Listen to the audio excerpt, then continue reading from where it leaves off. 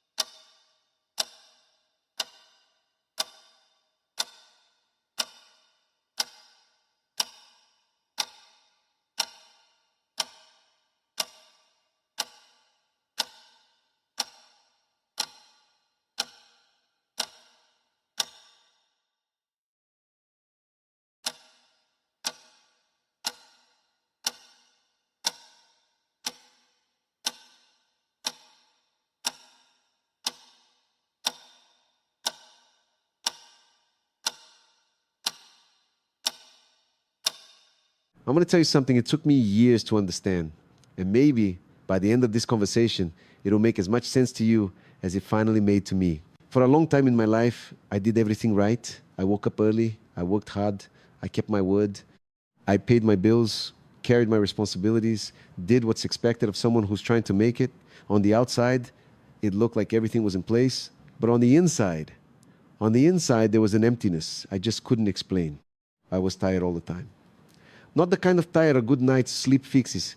It was something deeper, a tiredness of the soul. I was always chasing something, telling myself that once I reached the next goal, I'd finally feel at peace. But I'd get there, and the peace never came. What came was only the next goal. And the next. And the next. It was like climbing a staircase that never ended without ever stopping to ask if it was even the right staircase to begin with. Let me be honest with you about where I was. I had confused movement with direction. I was busy every single moment, but I wasn't going anywhere that actually mattered. I woke up reacting. I went to sleep reacting. I spent entire days putting out fires, answering to what everyone else wanted, living on autopilot. And in the few quiet moments when the house went still and it was just me and myself, I felt deep down that I was living someone else's life, a life that looked right on paper, but had nothing to do with who I really was. And what did I do with that discomfort? I blamed everything out there. I blamed time, which was never enough. I blamed circumstances, which were never in my favor. I blamed people who never understood. I blamed luck, which always seemed to smile on everyone but me. It was always something on the outside holding my life back. Always an external villain, always an excuse, ready to go. Until one day, something happened. It wasn't anything big. It wasn't a tragedy, and it wasn't a miracle. It was just a silence that lasted a little longer than usual. I was sitting there, alone, and out of nowhere, a question came to me, a question I'd never had the courage to ask. It was simple. If I keep going exactly as I am today, making exactly the same choices, do I actually want to end up where this path leads? And the answer, deep down, was no. A no that hurt. But an honest no, and in that same instant, a second realization hit me. And that one was the hardest to swallow. I realized that the one thing all my problems had in common was me. It wasn't the circumstances.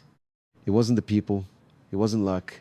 It was the way I thought, the way I chose, the way I treated myself on the inside every single day without even noticing.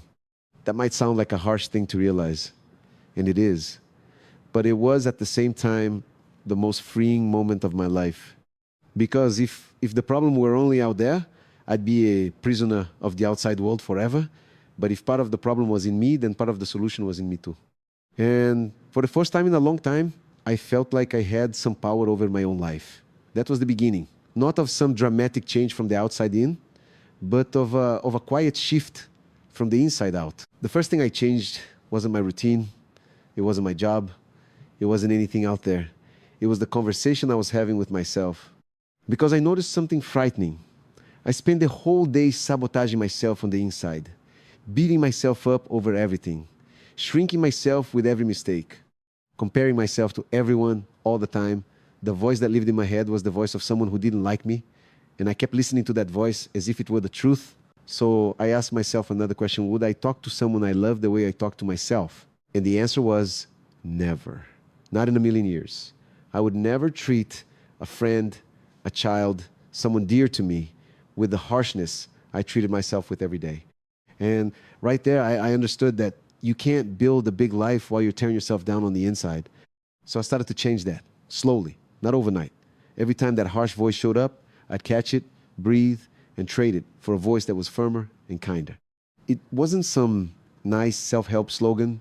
It was practice, repetition, day after day. At first, it even felt forced. But over time, it became natural. And something I didn't expect happened. When I changed the way I spoke to myself, I changed the way I acted. Someone who treats himself with respect starts making more dignified choices. That was the first choice. And it opened the door to all the others. Now, I have to be honest with you about something.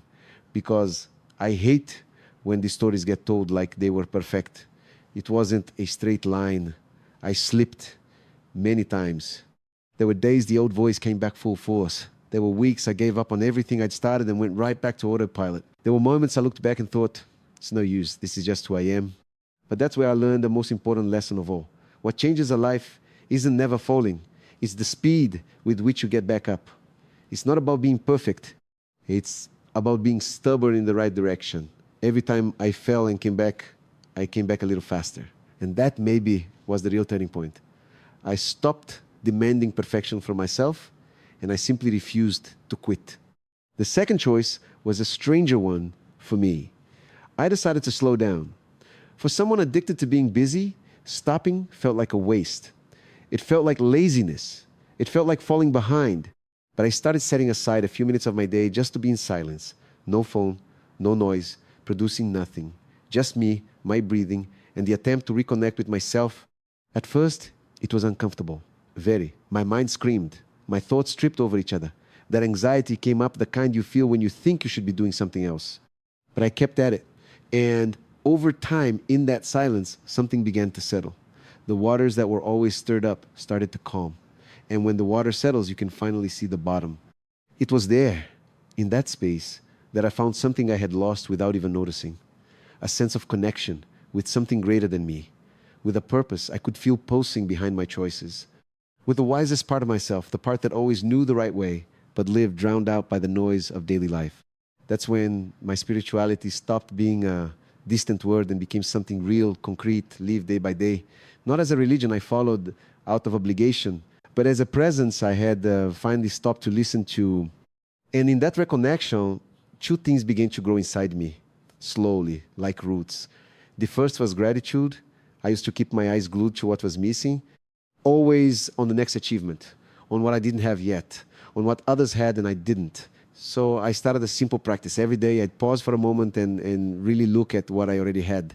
The health, to be able to breathe, the people who were there, a roof, bread, one more day. It sounds small, but when you start to see what already exists, your whole world changes color. And here's the curious part. It wasn't my life that changed first. It was the way I was looking at it. Life came after. The second thing that grew was faith. And I'm not talking about a passive faith that waits with its arms crossed for the sky to fix everything. I'm talking about a faith that acts. The confidence to do my part with everything I have, the best I can, and to hand over in peace what doesn't depend on me, because I used to try to control every detail, every outcome, every reaction from other people. And it was eating me alive. The day I learned to let go of what I can't control and to focus my energy on what I can, it was like taking a backpack full of stones off my shoulders. And strangely enough, it was exactly when I let go of control that things began to flow. From that point on, my life became a sequence of small, repeated choices. And I want to tell you what they were, because they're available to you too right now. I chose